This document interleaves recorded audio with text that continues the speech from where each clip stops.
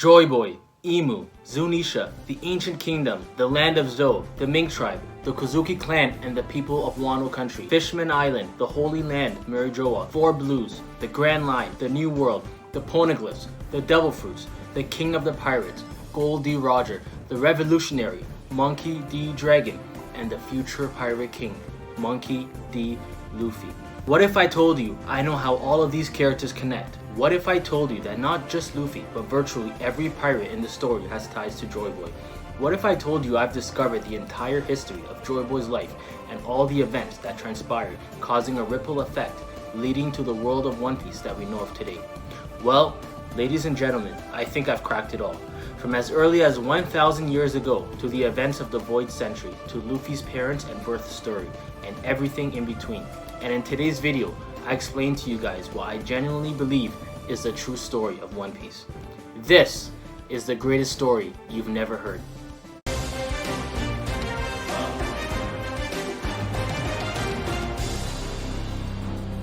Yo, what is going on, everybody? If you are new, welcome to the channel. If you're not new, you already know who it is. It's your boy, the Nature Boy. Woo! Back with another video for you guys here today, and today we got probably the best video on this channel. I have been working on this video for a very long time, and we're gonna get right into the video. So today's video is going to contain a lot of bold statements, such as Emu being Luffy's mother, what is Laugh Tale, why did Roger laugh, and what Luffy and Roger's dream really is. Now, I know some of this stuff is gonna sound crazy, but I promise you guys, watch the end of this video and you will have an entirely different perspective on all of this. I can guarantee you that. Even if you don't believe it by the end, which I think a lot of you will see it in a different light. That I can 100% promise you. But first, I'm going to have to be honest, you guys are going to need to watch part 1 and part 2 of this theory video to fully understand and comprehend what I'm going to be talking about today. And the reason for that is because some of the things I'm going to talk about today, I discussed in detail in my own separate theories in part 1 and a part 2. And this is a part 3. So I'm not going to be getting into detail with them today. You're just going to hear what the theory is, and that's it. So if you want to fully understand it, go watch part 1 and part 2. I'll leave an info card up right now and you guys can watch that. Both those videos combined are no more than 20 minutes. This theory also contains a lot of small theories contained in one. It has a lot of smaller theories and a lot of bigger theories, all contained in one. So I guess you can call this a mega theory. This theory will also span the entire timeline of One Piece. And because of this, the only way I know how to get this mega theory out to you guys is to tell it to you guys in story format. But before we get into the video, I want to make a deal with you guys. So if you guys watch this all the way to the end and you like what you saw, whether you believe it or you don't, although I do believe most of you will believe it, but even if you don't, if you genuinely enjoyed the video, hit that like button at the end and hit that subscribe button and help your boy out. Help me grow my channel. Deal? Deal.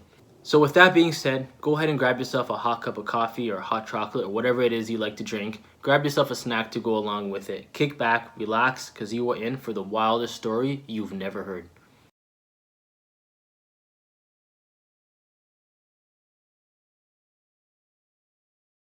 We start the story 1,000 years in the past, with a boy, Joyboy.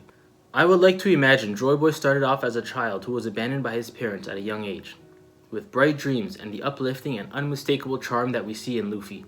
I believe just like Big Mom, Joyboy was abandoned by his parents on the land of Elbaf. However, unlike Big Mom, I believe he was a giant born from Elbaf, and since he was abandoned as a very young kid, he had to figure out how to live alone every day, wondering where he would find food for that day and where he would sleep. One day, Joyboy was a kid wandering around Elbaf, and he was extremely hungry and on a deserted area with no food, and just as he thought he was gonna starve, he found a tree, the Adam Tree, with many fruits laying around. He ate one to satisfy his hunger, and saw he had gained the properties of rubber and could not swim. So he decided these fruits were cursed and he stayed away from them ever since then. Now sometime in the near future, somewhere around this timeline, Joyboy discovered a baby elephant, Zunesha. Zunesha was most likely an infant at the time, perhaps stranded from her family or lost her way and was felt alone. Joyboy was amazed at what he saw, and Zunesha couldn't believe that for the first time ever, a human could speak to her and understand what she was saying. Joyboy had the voice of all things. And just like Luffy at Rusikaina, Joyboy had a charm with animals and was able to win them over every time. He took a liking to Zunesha, took care of her, fed her, and helped raise her as she grew older. As soon as he saw her in her state, he felt he needed to take her in. Over the years, they grew up together, they ate together, they slept together, they played together, they traveled the vast world together in search of more to discover in the vast world. Zunesha had become Joyboy's companion, his Nakama, his first Nakama. Zunesha would travel with Joyboy, often coming across incredibly strange islands with different climates, different foods, different atmospheres, different plants, and different people. This was what Joyboy lived for. He had a dream he would often tell Zunesha about on their travels, and this was his way of reaching his dream. As they traveled, they would often sometimes come across islands where people were being oppressed, some to a large scale and some to a small scale. And over the years, Zunesha would have felt time and again the drums of liberation as she witnessed Joyboy in his devil fruit awakened state liberate people after people, nation after nation on his journeys. After being abandoned by his only family and growing up a kid alone with no home or family, he never wanted this for anyone else. He never wanted anyone else to have to go through what he went through, to feel what he felt all those years when he was alone. Because of this, he wanted all to feel joy and to have more family and Nakama than they could ever dream of. This led to him quickly growing a reputation with the people as a young boy in his adolescent years, full of life and dreams who would bring joy to those who need it. And over the years, he found those around him referring to him as Joyboy.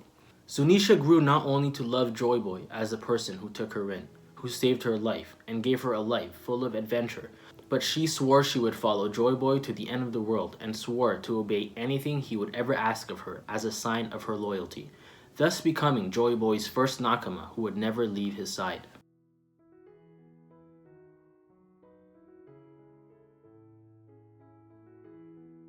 As the years passed and the liberating continued, Joyboy and Zunesha began to realize that they had amassed a large amount of friends and allies from their voyages whom they had helped.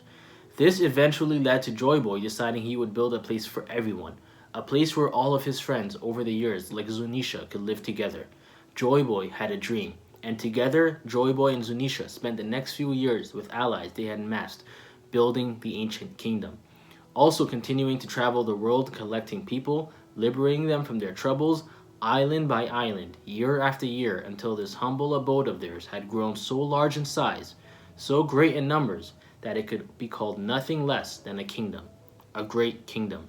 The ancient kingdom was a kingdom based on having all races and creatures together in one place. Fast forward some years, and now with a great kingdom, Joyboy had become a king, and as a king, Joyboy needed a queen.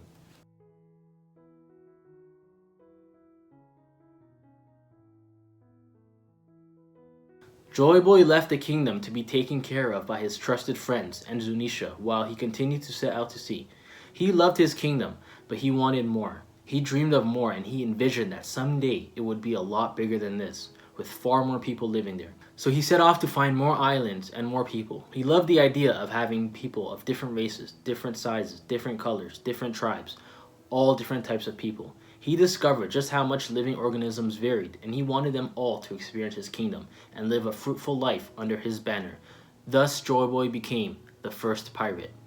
As the kingdom grew over the years with more inhabitants from Joyboy's most recent voyages, he knew he had a real kingdom on his hands, and with that he needed to be a king. And for him to be a king, he would need a queen. And on one of his voyages, he found just that, a woman whose name we do not know, a woman who he found on some island somewhere and had asked her to become his queen and live with him in his kingdom, to which she accepted. This woman is in the current timeline and goes under the name Imu. I also believe Imu comes from being a queen or from royalty because she tends to wear a crown and she sits on a throne. Now, of course, we know that she is the king or queen of the world, but I think this stems from her having royalty in her past as well. Imu was from humble beginnings. She never knew what it felt like to taste power. As the years passed, she became more and more obsessed by this power that was not meant to be abused, but simply to establish order, a hierarchy like any society in order for them to thrive. As Joyboy would go on his voyages, he would often leave Imu in charge, and as the years had passed and Zunesha was now over 150 years old, she was quite big and strong, and he would often leave her in charge of guarding the kingdom. And Zunesha guarded well, often able to fend off any local bandits or invaders with a simple swing of her tusk. She felt happy with this role, obeying Joyboy's command to never leave her post as guardian as long as he was on his voyages. He left her in charge because she was the only one he trusted enough and was strong enough to allow him to travel without having to worry about his kingdom. As long as Big Zunesha was there, he could sail with an easy heart. Meanwhile, Imu became more and more tyrannical with the citizens of the kingdom. So much so that whenever Joyboy would arrive from his trips, he would get many complaints from his people that his queen was out of line. And Joyboy would try to talk to her about this, but she would often just brush it aside or take it as him taking sides and picking his people over his queen. Imu wanted Joyboy to be more harsh to the people of their kingdom, so that together they can be better leaders by perhaps commanding a little more fear in their approach. This made a lot of the citizens start to despise Imu as a ruler. But due to their dying love, loyalty, and respect for the king who had liberated them from their troubles many years ago, they would always swallow this bitter pill and continue to follow her leadership for the sake of Joyboy. This didn't sit well with Joyboy, as he didn't know what to do. So he would do the only thing he knew how. He would set off to sea and continue his voyages in hopes this was just a small issue which would pass by over time. But he was wrong, very wrong.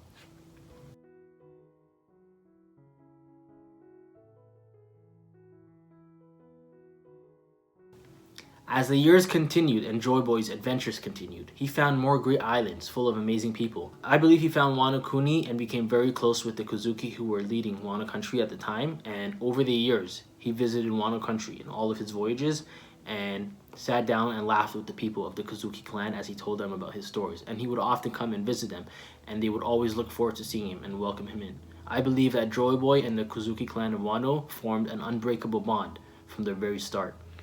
He loved the people of Wano, and over time they grew to love him, so much so that the Kozuki clan and Wano country would welcome him into the land on almost all of his voyages. He would visit them and tell them about his journeys and his kingdom that he wanted them to be a part of one day. Wano had become practically a pit spot for Joyboy that he could use for all of his adventures.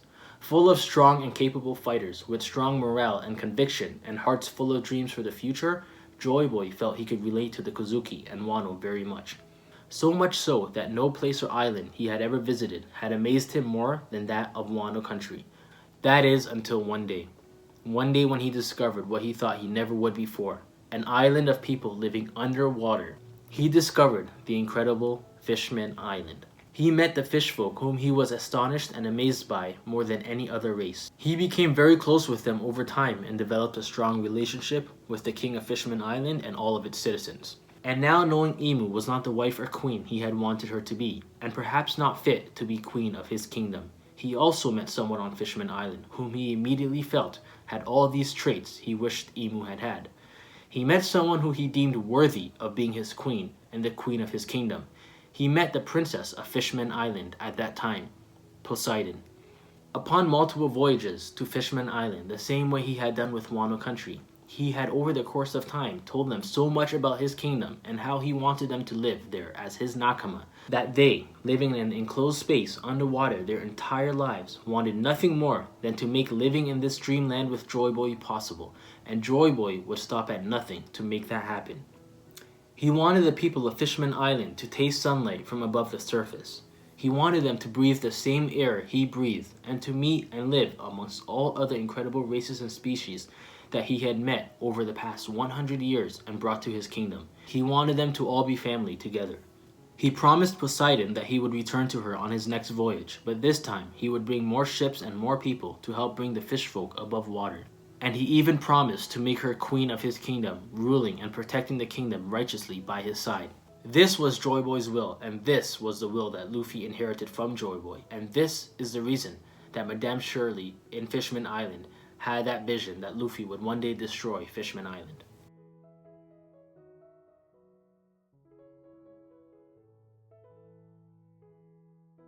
Ever since the creation of the ancient kingdom and its incredible growth rate and success, there have been many who have attempted to invade and destroy it, in fear that it would one day grow too great and one day would oppose them all. These people often tried, but failed when encountering Zunesha, Joyboy's appointed guardian of his kingdom, who by her teenage years was already significantly larger than fully grown mammoths, and perhaps as large as the island itself. They simply couldn't stop her. Because they failed so often and so poorly, the kingdom grew to no longer even take them seriously. It had just become the normal at that point. Over the years, Joyboy had told Zunesha and Imu about his powers and how he had gotten it and how it was cursed and no longer allowed him to swim, which was the biggest curse for him personally, as traveling the seas was his entire life. He told him he had forbade anyone of his kingdom from ever eating from it. As Joyboy returned from his latest visit to Fishman Island, he had told his people of his intent to bring them back. Imu, upon discovering this, and discovering the fact that he had found a new queen, knew her time as ruler was up, a position she had grown to not be able to simply let go. She came from a poor country, and the taste of power for the first time in her life, and that much power, more specifically, had grown, and as the kingdom grew in number, so did the power she had and her tyrannical ego along with it. This enraged Imu very much. So much so that she would rather see the kingdom fall than for her to step down and watch Joyboy thrive with his new queen as rulers of the kingdom that she felt she had now been a part of building. She was so angered that she decided to approach the invaders who had constantly tried and failed time and again to take down the ancient kingdom. This time, Imu approached them and made a proposal that she would help them to achieve a successful raid and invasion by giving them the information and details they would need in invading, and that this time she would ensure their success by removing the biggest obstacle in their path every time they had attempted before, Zunesha. And not only that, but on top of that, she would lead them to a source of power greater than they could ever imagine, the devil fruits.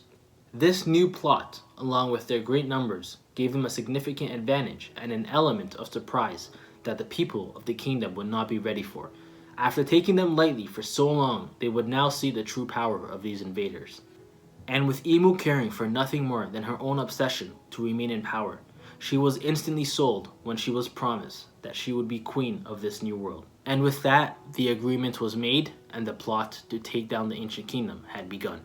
And the plan was set. They would eat the devil fruits from the tree of Elbaf, which was on a deserted island at the time. They would wait for Joyboy to leave on his final voyage to retrieve the fish folk and return them to the ancient kingdom. And as he was gone, they would invade, conquer, and reform a new structure so powerful that by the time he got back, he would be no match whatsoever to the new mighty power, and he would know this. Once Joyboy left on his voyage and the invaders, new powers acquired, set waiting for Imu's signal, Imu had approached Zunesha and smooth-talked her into abandoning her post. Zunesha, at this point, had spent over 100 years with Imu, being that she was the queen of the kingdom that Zunesha and Joyboy had built. And Zunesha had grown to love Imu over the years and to respect her and treat her as a mother. So smooth-talking Zunesha out of her post was a very easy task for Imu to do. She obeyed Imu's orders and for whatever reason was lured into abandoning her post, unaware of the crucial mistake she had just made. The invaders attacked 20 allied nations, hundreds, perhaps thousands of devil fruit powers no one had ever seen before and could not possibly comprehend how to defend against. With the element of surprise at an all-time high, this was all far too overwhelming, and within mere minutes, the ancient kingdom and everything Joyboy had built over the past years was wiped away. This was, by every sense of the word, the first Buster Call.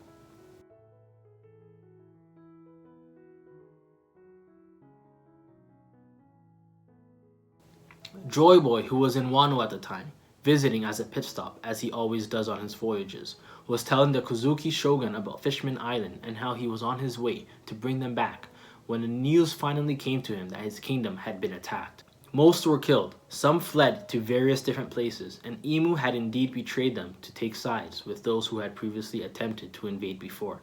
Somehow news also broke in Wano that the invaders had acquired and used the power that Joyboy feared the most, the cursed power of the devil fruits.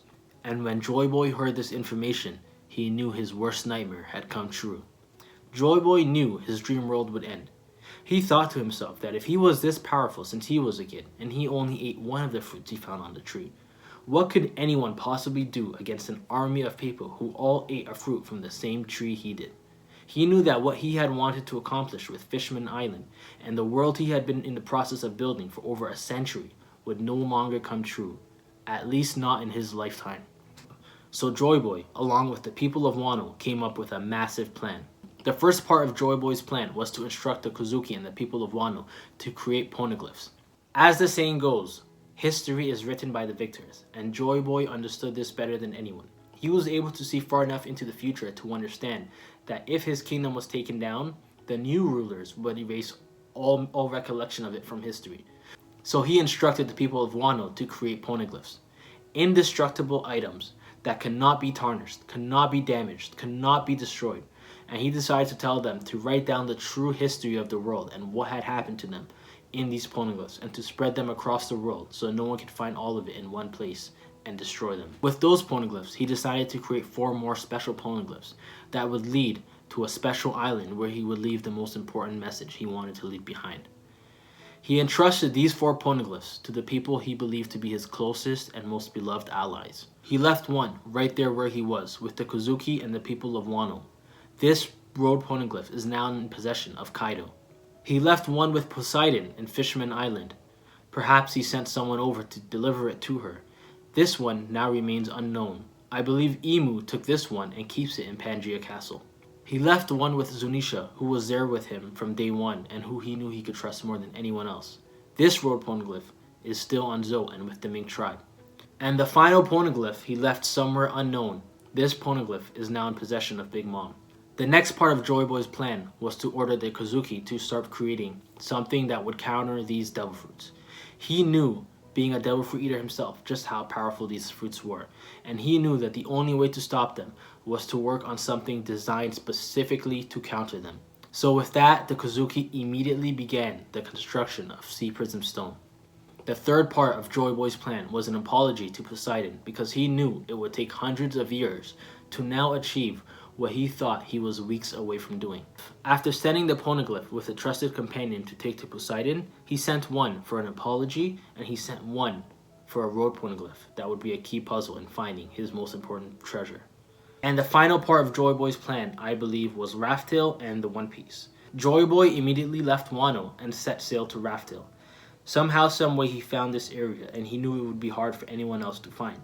So he left behind there Raftail, and I believe he left behind something that was the most important key to helping the people of Fishman Island move to the Ancient Kingdom. Whatever was the single most important part of that plan to help them move is what he left behind in Raftail.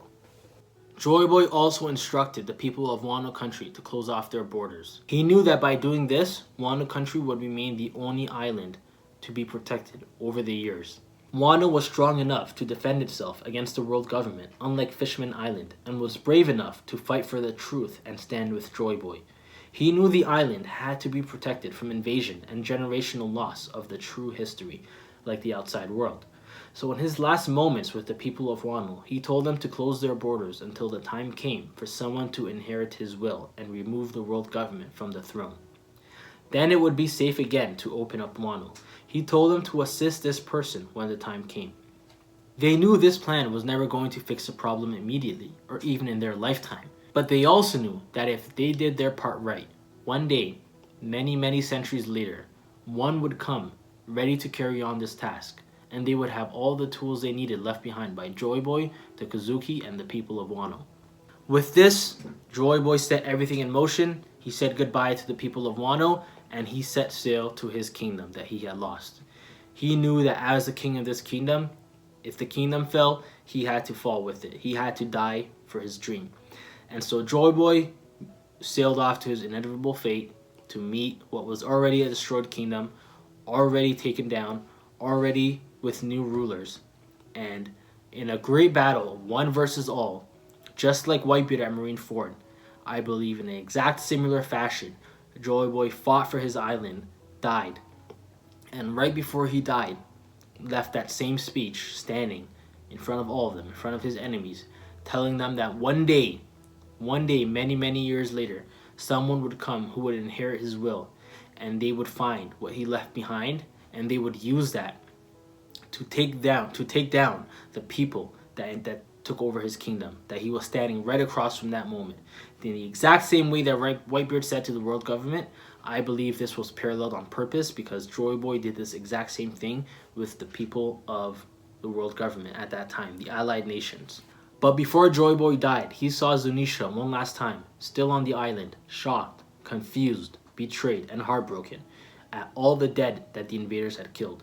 and watching the very kingdom that they built and Joyboy himself collapse right in front of her very eyes. And in one of Joyboy's final moments, I believe he told Zunesha he was disappointed with her. Although he still loved her and understood that she was deceived, she disobeyed a clear order, and for this, he had to punish her. So Joyboy commanded Zunesha to walk for eternity, until one day she would receive a command from someone just like Joyboy, someone who she would recognize to be Joyboy, and that person would need her help, more so even than Joyboy needed at that time, and if she could help that person then, she would redeem herself. And with that, Zunesha accepted her punishment and began to walk. I believe Joyboy did this because he knew whoever would carry his will one day would surely have the same unique abilities that he himself had, the voice of all things, and that without a doubt, this person would eventually need Zunesha's help. And with that final message, Zunesha had begun to walk for what would now be 800 years. The allied forces of the invaders had begun their supreme reign of the world, and Joyboy and the ancient kingdom were no more.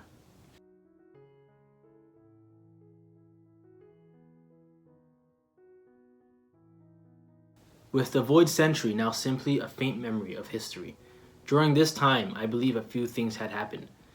The Allied forces had grew greater than any power in history could ever imagine. They had united under one brand, one name known as the World Government. They spread to reach as much of the world under their regime as possible and did everything they possibly could to erase the history of the ancient kingdom, Joyboy, and how they themselves came to be the World Government. Erase it all from history.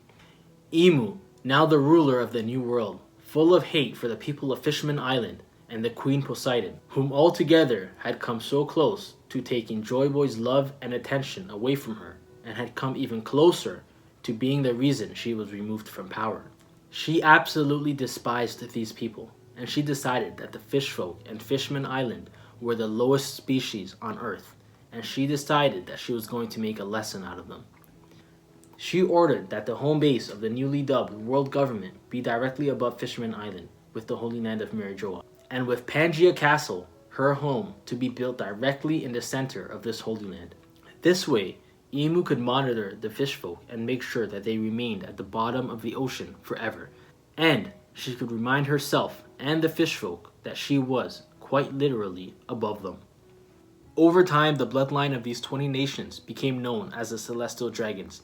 And as we see today in the Holy Land of Mariejois, we see fishfolk are treated with more discrimination than anyone else by these same Celestial Dragons. We saw how Kami was treated by the Celestial Dragons, how Hachi was dehumanized. I believe this is the case because initially Imu made it very clear to the world government that these people were the lowest people on Earth and should never be treated as anything else but slaves for the rest of their lives. Her rage for these people who Joyboy loved and had almost replaced her with would never die. She would hate the fishfolk more than anything or anyone else. During this time, the world government had set motion to also search for those who had managed to escape from the ancient kingdom during the initial ambush. A few remnants from various different species and races as the kingdom thrived on being as diverse as possible. I believe some of these who fled were giants, Lunarians, regular humans, and many other species. The term D was kept in their name and passed down over the years, mistakenly not knowing its true meaning or how they got it. But I believe it was initially given to them by the world government to label them as devils, and to have them be labeled so their identity will always be revealed and the world government could always identify their eternal enemies. I believe that the Lunarians are originally from the moon, and somehow 1,000 years ago some of them had found a way to come down to Earth. Those are the ones that found Joyboy and lived amongst him and fled upon the invasion. Over the next 800 years, I believe they died down significantly in number and became endangered.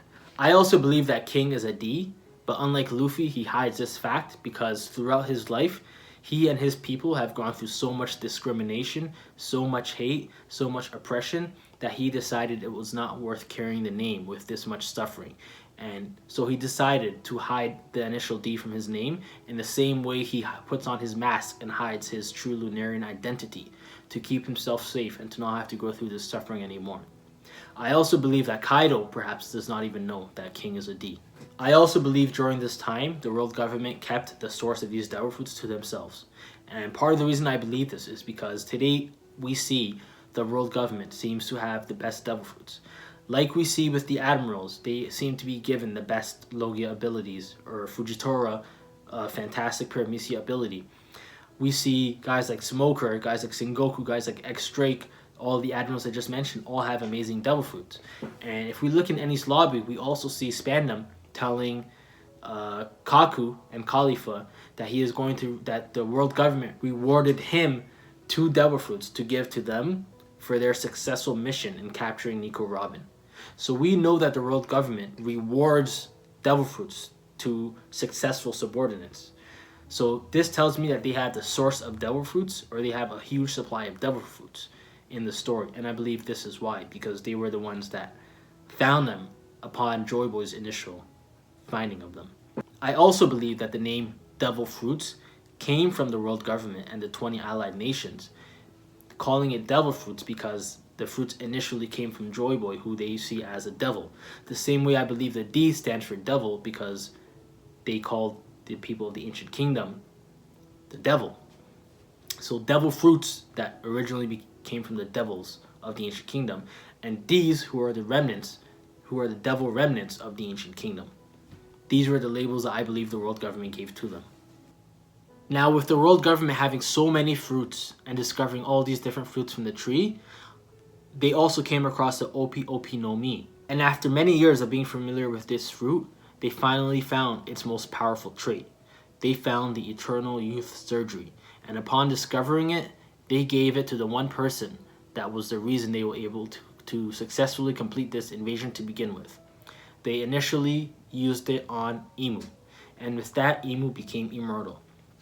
I believe after Emu became immortal, they decided that they would use it on the initial 5 people who perhaps either Emu approached with the idea to invade the ancient kingdom, or they approached Emu with the idea to invade the ancient kingdom. But the 5 people who represented these invaders that made this initial agreement with Emu, I believe those were the 5 that ate the Eternal Youth, that took the Eternal Youth Surgery after Emu. However, I believe that since devil fruits were a new concept at that time, upon using it on Emu, they were somehow able to find it again really soon and use it on one of them. However, upon using it on that person, perhaps they didn't have a fruit nearby or whatever, and the devil fruit went maybe halfway across the world. And it took them a very, very long time to understand the fact that the devil fruits will spawn to the nearest fruit close by. And by the time they did this, they were able to use the Eternal Youth in rapid succession with the next 4 members. And that is why I believe that with the Gorosei, the one who seems to be the leader, the one who takes charge, seems to be a lot younger in appearance than the others, and the others seem to be older. I believe this is because Emu and that one Gorosei member took the Eternal Youth Surgery before they had to go through the troubles of understanding how the devil fruit spawning worked. And after all those decades passed, and they were able to find it again, they were able to use it on the other 4 members in rapid succession. But at that point, they were much older, so that is why they appear to be much older than the one other Gorosei member. That is what I believe. One thing I'm unsure of is whether Emu knew about the Adam Tree and came to the 5 elders with a proposal, or perhaps more likely, the 5 elders found the Adam Tree and came to Emu with a proposal. But whichever case, I believe both of these situations are very possible. And with this, they successfully managed to create a world where they are gods, and all who oppose them are devils. Perhaps there is even some meaning behind the second half of the Grand Line being called the New World, where the Holy Land holds its past on one side, the Grand Line, but looks ahead towards what it has built in the past 800 years, the New World. Perhaps the world government were the ones who named it that, and perhaps it was in reference to what had happened 800 years ago in the Void Century.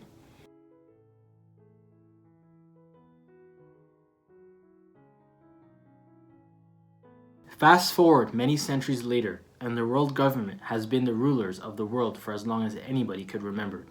Any relic or idea of a ruler before them has been long forgotten and erased and eradicated from history.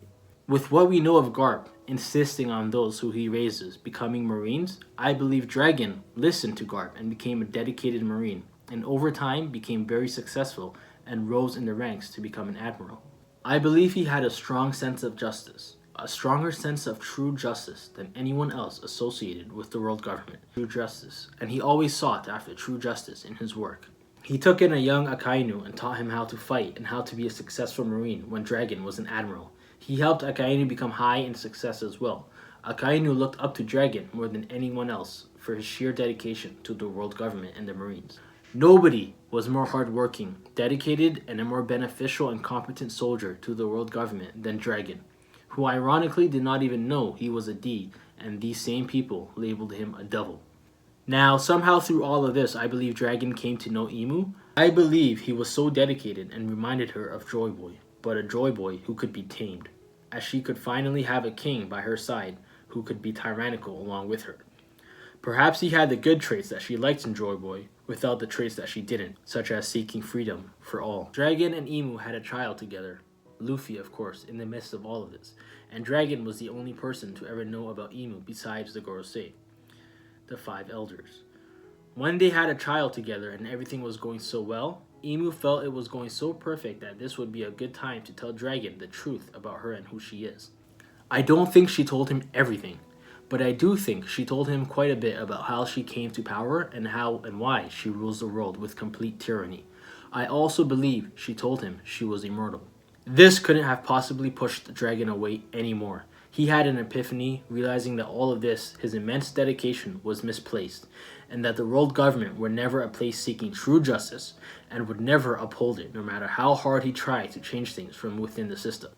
He knew it would be useless, because the actual one, this one person who rules all in secrecy, plotted this all from the beginning.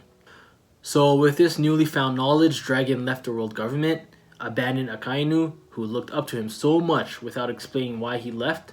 Dragon possibly felt he could not tell anyone what he saw with Imu, and this is why he left without explanation to his peers, to his father, and to everyone else he knew at the world government. And overnight, just like that, he was gone. And immediately after, he began an organization to directly oppose the world government. He knew he had to do something about this. This enraged Akainu. He felt betrayed by the person who helped him the most. Since then, he kept a personal vendetta against Dragon. As we see during the offensive Marineford, he is relentless in his pursuit to kill Luffy without any true reason as to why he holds anything personal against him. But we do see him constantly refer to Luffy as son of Dragon. This to me is a huge hint that whatever hatred he has towards Luffy stems from his father and not from Luffy himself. And that Akainu's true purpose for killing Luffy perhaps is to get back at Dragon by killing his son and hurting him in a way that would scar deeper than anything else. Dragon also felt so ashamed and so embarrassed that he had worked so hard his whole life for what turned out to be such a despicable cause that was destroying the world, and that the person he loved the most was the one who was destroying the world the most. The person who helped bring racism, discrimination, oppression, slavery, and slave trade to an all-time high. That he had given this person a child and he could not bear to raise Luffy, knowing who his mother is. And obviously he did not want Imu to find or raise Luffy with this corrupted mindset. So he did the only thing he could think of. He took Luffy away and gave him to his father, Garp, so Imu and the world government could never find him. Just like Roger did with Ace. He figured it was better for Luffy to live a life not even knowing he had parents than to know who both his parents were. Now, with Marineford, we were able to see what one Yonko crew with his allies were able to do with the world government. And even though they lost at the end, we saw that they were able to put on a good fight against all that the world government seemed to have to offer. So this may beg the question, well then why doesn't Monkey D. Dragon with the Revolutionary Army, who despise the world government more than anyone else and whose entire purpose is to take them down, why is it that over all these years they have not made an advancement to take them down yet? And I believe that the answer to this is because Dragon knows what no one else does, and he knows that the world's government's strongest power is not in the admirals, it is not in the fleet admiral, it is not in Garb, it is not in number of soldiers, it is not in anything like that, it is not in their weapons, it is in Imu. And with the Gorosei and him being the only people to know about Imu, he knows this while his subordinates do not, and this is why he does not make any advancements to the world government yet and plans everything with extreme strategy and extreme caution because he knows the true power that no one else knows behind the world government. He does not challenge them because he alone knows the true strength of the world government in Imu, and he understands that without something special like an ancient weapon, they stand no chance against her. Perhaps he knows about Joyboy's prophecy and is also waiting for that person to come, and that alone can take down Imu. Ironically enough, whether he knows this or not, that person is his son.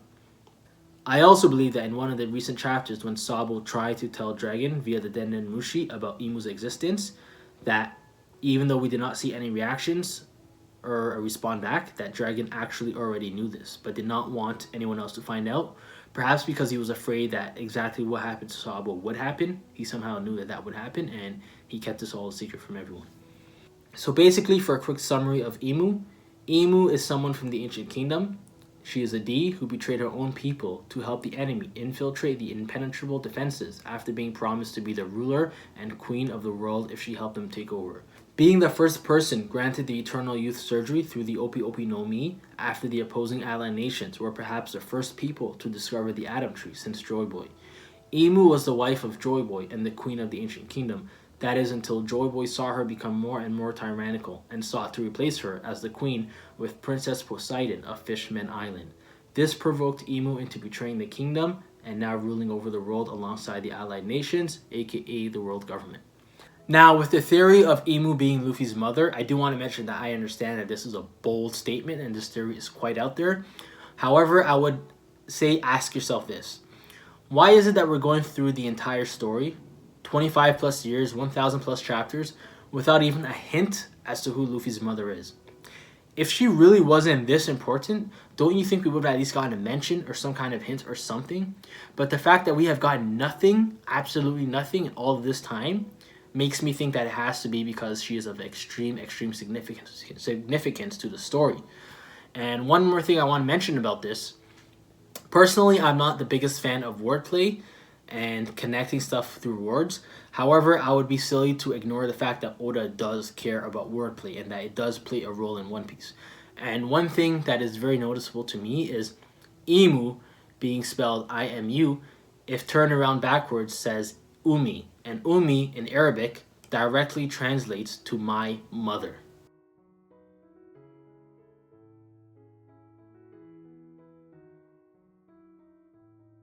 Now, if the story of Joyboy in this video is for the most part true, which I believe it to be, there are a lot of parallels between characters and pirates we see today and Joyboy. It's not just Luffy, it's almost everyone, and I want to go through all of those with you guys quickly.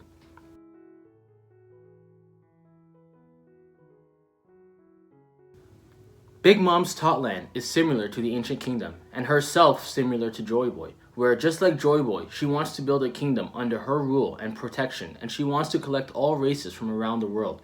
The obvious difference here is Big Mom's methods of going about it and how she taxes her citizens for lifespan to stay on the island under her protection. Big Mom was also abandoned by her parents at a very young age and was also abandoned on the land of Elbaf nevertheless. She also discovered and ate a devil fruit at a very young age which granted her great powers.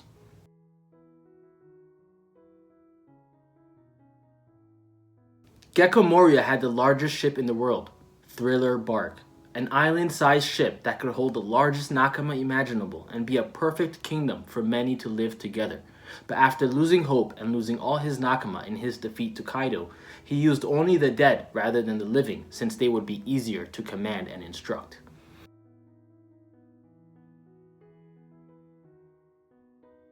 Now, throughout the second half of the story after the post-time skip, we learn about the new world and we learn what makes a Yonko special. We learn that each Yonko has territory in the new world. Each of these Yonko take certain islands and certain lands and put them under their banner, which means they are under their protection, they are under their name, and anyone that goes there knows that if they go to that territory, they are messing with that Yonko. So this as well, I believe, is a strong parallel to Joyboy and his mindset with his kingdom.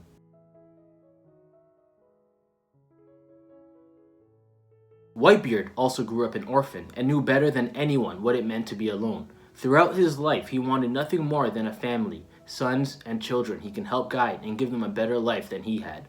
I believe this is similar to Joyboy's childhood and motivation for building his kingdom. As mentioned earlier, Whitebeard also died in a final stand against the world government, the same people Joyboy fought and died against.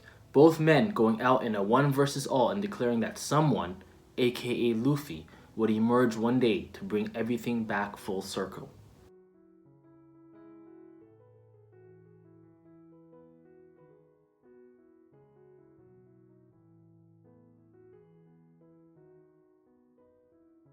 I believe the meeting between Luffy and Laboon was very similar to how Joyboy and Zunesha initially met, with both Zunesha and Laboon being stubborn and hard-headed, but also with Joyboy and Luffy both having a certain charm that leads all animals to follow their lead.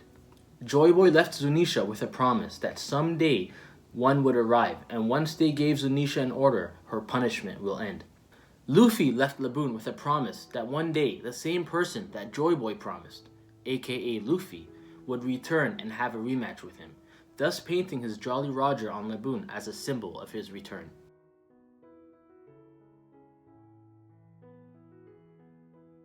Odin also died in the last stand against the oppressors of his people.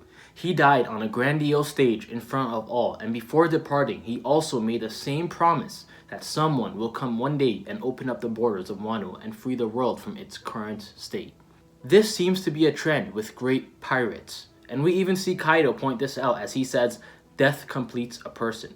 And he envies the great deaths of men like Oden, Whitebeard, and Goldie Roger. I believe Joyboy was the first person to have a complete death. And of course it goes without saying, but I believe Joyboy died with a smile as well.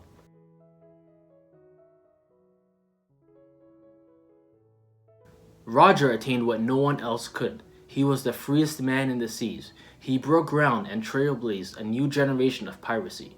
He redefined what it meant to be a pirate, and Joyboy defined what it meant to be a pirate. Both men left such an impact that upon their deaths, the world government had to alter their history. For example, we see Roger's name being turned to Gold Roger and avoiding letting the world know about the D in his name. We see that the world government lies about Roger's sickness and turning himself in, and would rather tell the world that they simply captured him and sentenced him to death. Joyboy, obviously with the Void Century, we know that they erased that from history, hence the Void Century. Both men left such an impact that upon their deaths, the world government had to alter their history and trace back all their steps and erase whatever remained to keep their legacy alive. Rocks would also fit into this category, but more on Rocks soon. Both men wore the straw hat, and both men reached Laugh Tale. Joyboy to leave his message, and Roger to find it, read it, and keep it ready for Luffy when the time has come. And of course, Roger's death and final speech, and the parallels that it has to Joyboy's.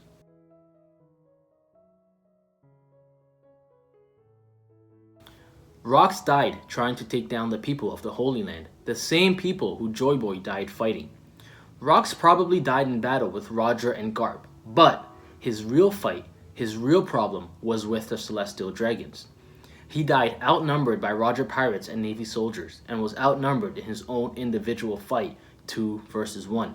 I can 100% see Rocks dying in the same glorious way the other legends like Roger and Whitebeard died as well. Perhaps this is even the reason for the 5 men that Kaido envisioned in his fight with Luffy. Perhaps it was because of their great deaths, but then again you have Shanks in that.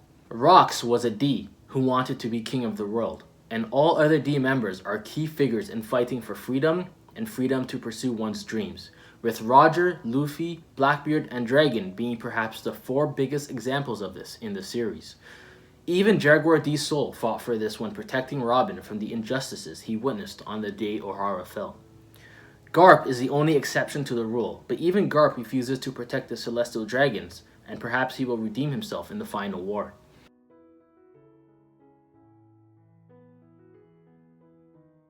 Now, if you watched my first theory video on why Pangea Castle is the key to One Piece, then you will understand this next parallel. Aside from parallels to Joyboy, I think Rocks has some parallels to Emu as well. Rocks wanted to be ruler of the world. Emu is the ruler of the world. Rocks is a D. Emu, being from the ancient kingdom, is also a D. Rocks, being a D, had his demise come when he fought against 2 other Ds who in any other circumstance would never work together except to take him down, which they did. And again, if you watched my first theory video, you would know that I predict that Emu is going to fall in Pangaea Castle in a 1v2 against Luffy and Blackbeard. And if this is the case, the parallels cannot be any more accurate, with Emu being a D falling against two other Ds who in any other circumstances would never team up, Luffy and Blackbeard.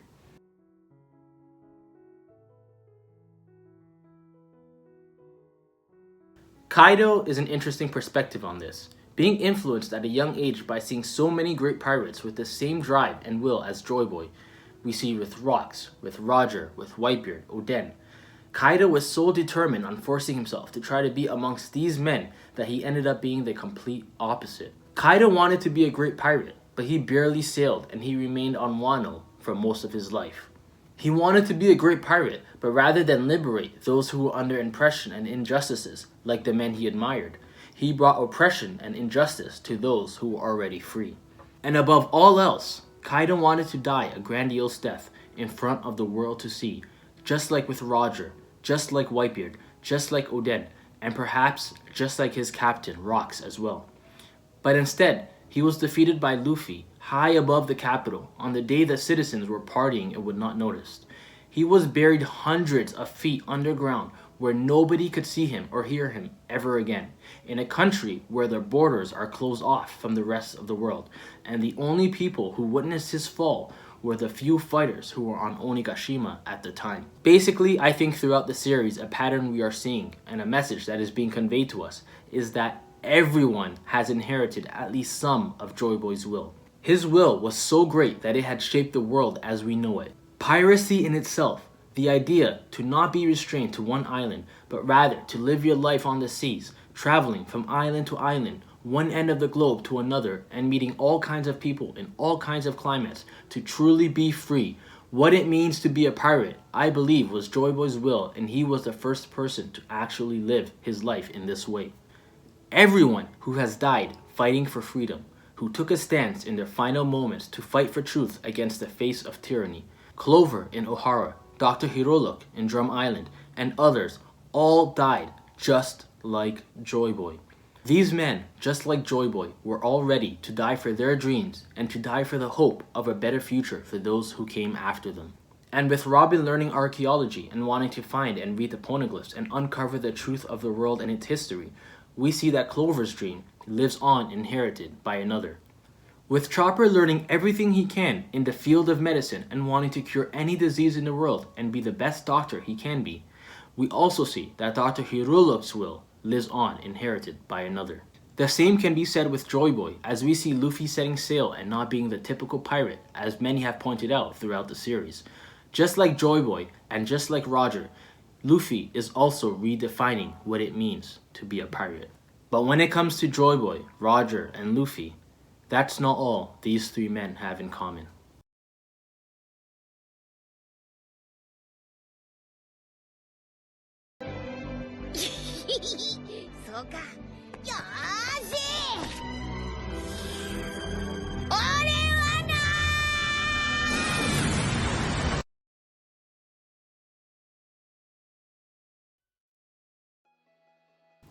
Now for the final chapter of this video, I wanted to discuss what is the most important and crucial part of this theory.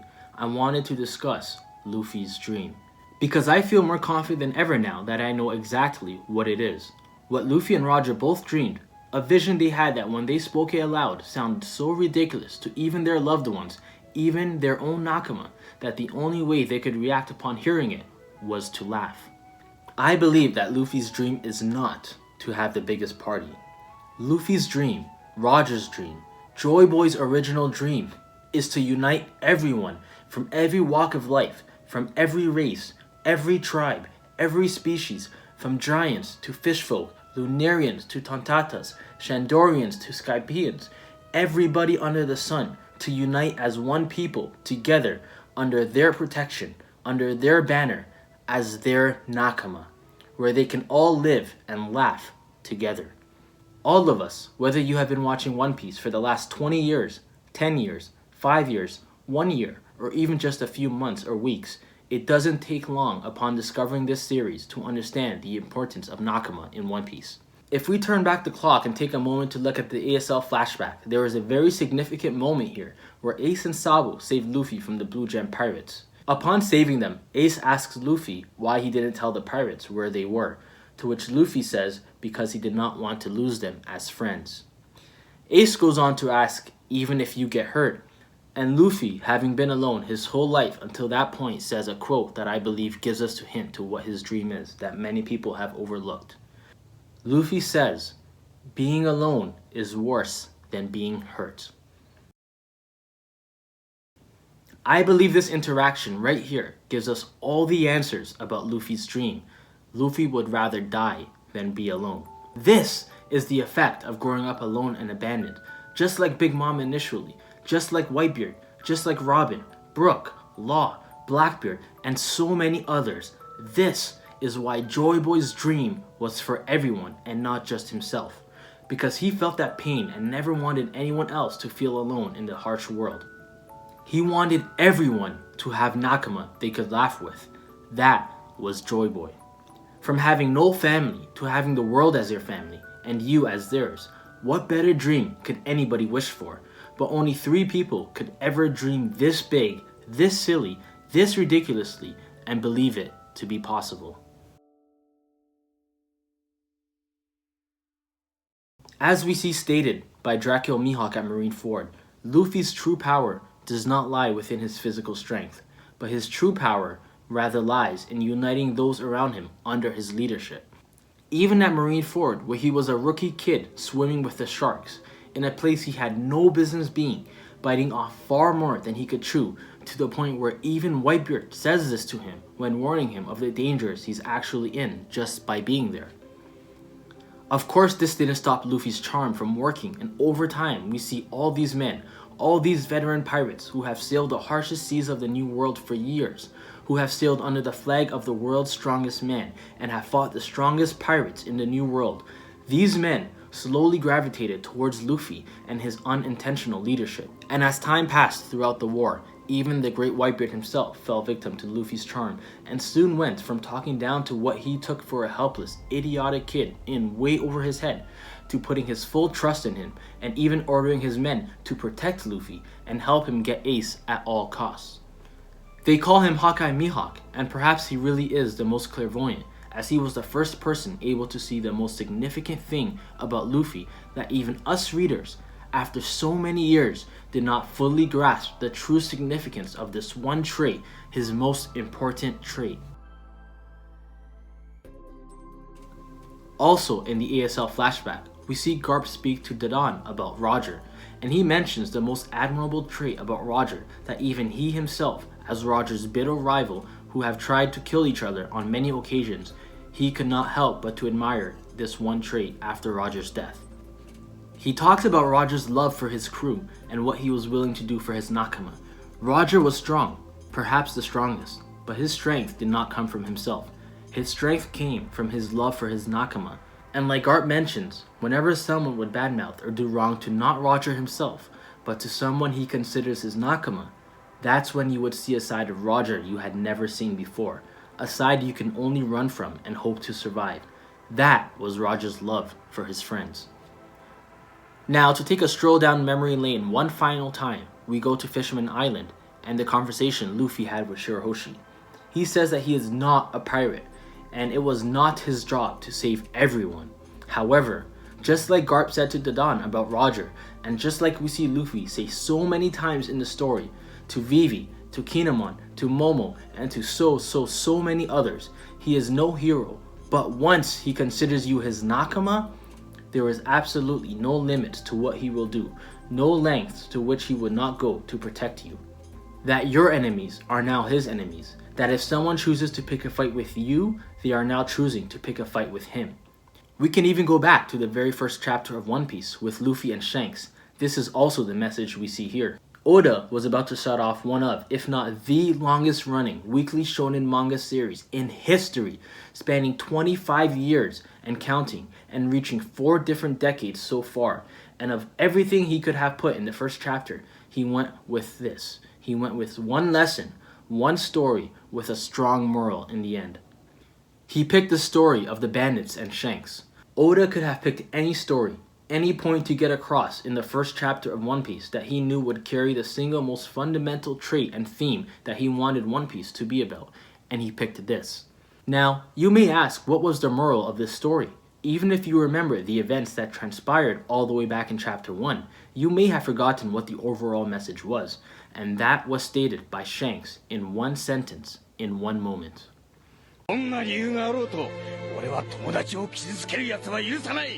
Oda set the theme of Nakama from the very beginning to be the most important theme, the core of what piracy truly is about. More than freedom, more than dreams, more than the flow of time and the inherited will, because what good is any of that without any Nakama to enjoy it with? We even see Luffy didn't know how he was going to be king of the pirates. He didn't know what route he would take. He didn't know what to bring with him. He practically didn't have a plan for it at all except to hop on a boat and set off to sea. But he did have a very specific vision about his Nakama. He knew he wanted a musician and a chef. He knew he needed a shipwright and a doctor. And he knew he wanted exactly 10 crew members. The idea of setting out to sea and becoming king of the pirates without Nakama, even if he could, was not something Luffy was interested in. Luffy always wanted Nakama just as much, if not more so, than being king. And we even see him state to his Nakama over the years, both individually and collectively, that without them, he could never even hope to be king. I think we would all hate if the treasure of One Piece were to be something like the friends you made along the way. And rightfully so, that would feel like an easy way out, like we all got ripped off after waiting so many years. And luckily, Oda has stated it won't be anything like that, and it will be a physical, tangible object. But perhaps One Piece, the name of the treasure, and not the treasure itself, was named that for a reason. Perhaps the term One Piece itself comes from Joyboy wanting everyone to live in one place, in one piece of the world, all as one people, together with every resource, with all the different kinds of foods they can imagine, with technologically advanced lifestyles, and with everyone being Nakama together. Clover was shot down before he could even speak the name of the kingdom, as if they could not afford for him to even mention the name in public. Perhaps this is because the ancient kingdom's name, simply its name, was such a threat to what the world government had worked so hard to build, or rather to unbuild, to eradicate over the past 800 years, that to simply utter the name of this kingdom, One Piece, would undo all their work and bring back a philosophy, an idea that would end their very existence. I would like to think that the Four Blues, the Grand Line, the New World, Reverse Mountain, the Red Line, the Calm Belt, all of these significant landmarks were either labeled differently to create the vision, or a border was physically put between them, or perhaps even a combination of both of these were done intentionally by the world government to make sure the concept, the dream of Joyboy, would never even reach the eyes and ears of the next generations to come. That the whole reason the Void Century is void to begin with is because Joyboy's idea alone was considered so dangerous to them they had to wipe away an entire century to hide his dream. Because for the limited time that Joyboy's dream was actually manifesting in real time, the potential was infinite. The ancient kingdom was a technologically advanced kingdom based on having all races, tribes, species, and creatures together in one place, in one piece. A place where all under the sun were welcome if they wanted a place free of anything, free of oppression, free of taxes, free of punishment, free of discrimination, free of slavery, free of unjust rulings. A place where you don't need to use shadows of the dead to feel surrounded with friends. A place where you don't need to close off the borders. A place you don't need to tax the citizens with their lifespan. A place where you don't need to worry about anything. That was its mission, and that was what made it so strong and why it thrived for so long and became known as a great kingdom. So just a quick thing I wanted to add in here, guys. If the name of the ancient kingdom truly is One Piece, then not only does that shed a whole new light on the Clover and O'Hara situation, but it also brings a whole new meaning to two of perhaps the most iconic scenes in the entire series. Two of the most iconic quotes by two of the biggest legends in the entire series. The first being the Pirate King Goldie Roger in Chapter 1, where he quotes, "If you want my treasure, you can have it. I left it all in one piece." Granted, with this one, there is a lot of different translations. I'm not even sure which one the official is. However, I do know that one of them says One Piece. This might not be the official. There's some that say in One Piece. There's some that say over there. There's some that say I've left it somewhere. So there's many different translations with this one. However, there are translations that say in One Piece. But I'm unaware if it is the official translation or not. And the second being Whitebeard's famous speech before his death. There was a quote in that speech in which he says, "The One Piece is real." Now, in recent time, this has become extremely big worldwide due to a meme, but perhaps it's bigger than we think for a different reason as well. Perhaps what Whitebeard was truly talking about here was not the One Piece, the treasure, but One Piece, the ancient kingdom. Now, with this one, if you look at Sengoku's face when he says it, he seems so shocked and so worried that he said it, but in reality, the Great Pirate Era had already started by Roger. Like, all the pirates in the world at that time were already setting out to find the One Piece. So what did that really change for Sengoku to be sweating that much? Now, I do believe Sengoku knew what the One Piece really was. Perhaps he was the only other one that knew aside from Whitebeard, and that's why he had that reaction. But the most interesting part about this Whitebeard one is, if you recall, Whitebeard, when he said it coming off of a flashback with Roger. So it was right after the flashback with him and Roger that he says this quote. And in that flashback with Roger, we see Roger finally tells him the truth. And he tells him the truth about everything. So in Whitebeard's final moments, first he envisions his final meeting with Roger. And we see Roger telling him the truth about everything. And right after that, after he thinks back to that, he decides to say the One Piece is real. I think this can't be coincidental. I think this is because Roger told him that the name of the ancient kingdom was One Piece, and he wanted that to be his last words on Earth. Luffy, with each ally he gathers over time, has been slowly creating his true dream. With every island, we thought he was simply getting closer to the One Piece physically by passing through said island and cutting the distance between himself and Raftel. But in reality, by liberating the people of each island, by getting to know them and befriending them, by helping them and freeing them from the oppression they had suffered for many years, in most cases for generations stemming back to their ancestors far before Luffy even arrived, and by celebrating with them like he always does and partying together before he sails off once again, by always leaving each island with new friends and new allies, this entire time what Luffy was really doing was getting one step closer to his real dream. We see at the end of Alabasta, as the Straw Hats set sail, backs turned, arms stretched out, holding out the mark they had made earlier on in the arc, Vivi becomes their lifelong Nakama. After the events of Water 7 and Enies Lobby, all the separate forces that started off the arc hating and fighting with each other, from the Straw Hat Pirates, the Frankie family, and even the shipwrights of Galley Law, after risking their lives together for a mutual cause and a mutual enemy, all form an unbreakable bond after celebrating together the friendship that they had built. And we also see the same pattern and the same tone at the end of Thriller Bark with a massive party as well. At the end of Dressrosa, everyone is gathered together. Every Coliseum fighter, every Tontata, everyone on the island of Dressrosa, all gathered under Luffy and declare the new Straw Hat Grand Fleet, leaving Luffy with literally thousands of new allies before setting off the coast of Dressrosa for his next adventure. And of course, most recently in Wano Country with Kinemon, Momonosuke, and Yamato, Luffy makes it clear to all three of them that they are his Nakama and they are welcome aboard his ship. Whenever they want to set sail, he would come back and get them anytime. Luffy has been making progress towards his true dream this entire time while on his journey to finding the One Piece. And finally, one last point to close this all off. We go back to where it all started for us.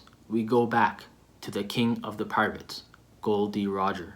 In a chapter that has become so popular within the One Piece community that immediately upon its release, it was talked about across the globe.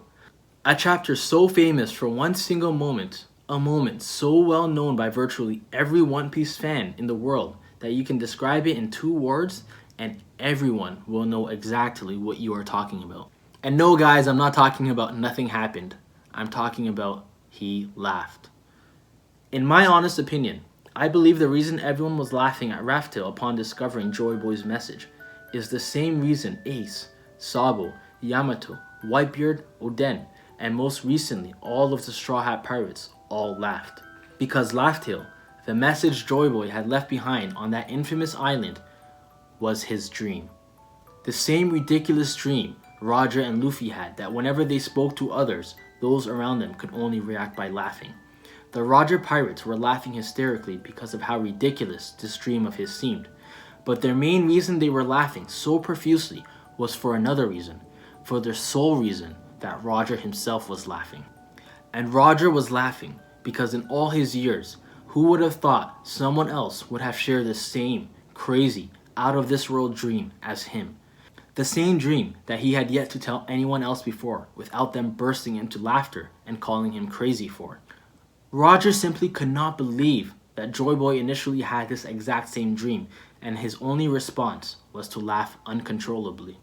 I believe this is why he says he wishes he had lived in Joyboy's time. Perhaps they together, with this similar vision, would get along very well and could finally make this dream into a reality. I believe Laugh-Tale, the message Joyboy left behind, the message only the Roger Pirates had ever reached and read, is the last real poneglyph that tells the tale of Joyboy. The story of his life, the story of his death, and all that transpired in between. The story of what happened to him, what his dream was, and even 800 years after his death, what his dream still is. Because, as evidently proven by the man now standing in front of this poneglyph, reading and laughing at this great story, and by one young man with a straw hat that has been leading us through this incredible journey for the past 25 years, Joyboy's dream still remains, because dreams never die. They are inherited.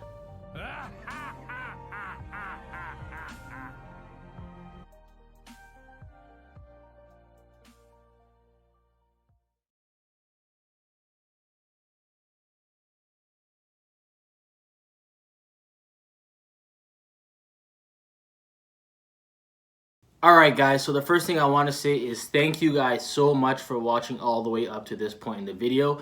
It is greatly appreciated. I do want to mention this theory obviously does not answer every single question in One Piece. It answers specific questions to the theory, but it leaves a lot of questions unanswered and remaining unanswered. This theory does not answer every single question, not by a long shot. I also want to point out that obviously with how many little theories are in this giant theory, I don't think every single little theory in this video is going to come true. I don't think it's all going to be 100% true. However, I do strongly believe that the vast majority of this video will happen and will be revealed to be the truth by Oda someday. Now, if you guys remember all the way back in the beginning of the video, we made a deal, right? You and I. We said that if we made it all the way to the end and we enjoyed the video, whether we believe some of the theory, all of it, none of it, if we genuinely enjoyed the video, we would hit that like button, we would subscribe for more content like this. So if you guys genuinely enjoyed this video, go ahead and hit that like button, hit that subscribe button, because you're going to get content like this on a regular basis, 2 to 3 times a week. And once again, thank you, a massive thank you to every single person that has clicked on this video, to every single person that has watched this video, to all of you, to anyone that has liked it, to anyone that subscribed, to anyone that has left a comment. Thank you guys so much. It is greatly appreciated. I appreciate all of the support from all of you. Whether you believe in a theory, whether you don't, whether you think it's a garbage theory, whether you thought it was a great theory, whether you thought it was in between, thank you all so much. And make no mistake about it, you guys are going to get content like this on a regular basis. I upload every Tuesday, every Saturday, and sometimes I'll have a bonus 2 or 3 videos randomly in the week. Now, with that being said, I'll see you guys later on this week with another banger video. Thank you guys again so much for watching. If you haven't already, go ahead and watch the part 1 and the part 2 so you can get those other theories in detail, in depth. Again, both videos combined are less than 20 minutes, so go ahead and watch those videos, and I'll see you guys when I see you guys. Nature Boy out.